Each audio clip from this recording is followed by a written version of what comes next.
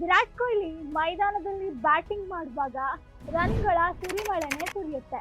ಅಂತ Virat ಕೊಹ್ಲಿಗೆ energy booster ಆಗಿ ಕೆಲಸ ಮಾಡ್ತಿರೋ ಚಾಕ್ಲೇಟ್ ಯಾವ್ದು ಗೊತ್ತಾ? ನಾನು ಹೇಳ್ತೇನೆ ಕೇಳಿ.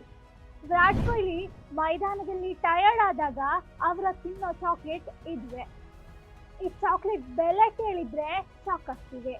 ಹೌದು, ವಿರಾಟ್ ಕೊಹ್ಲಿ ಮೈದಾನದಲ್ಲಿ ಚಾಕ್ಲೇಟ್ ತಿನ್ನುವಾಗ ಕ್ಯಾಮ್ರಾ ಕಣ್ಣಿಗೆ ಬಿದ್ದಿದೆ.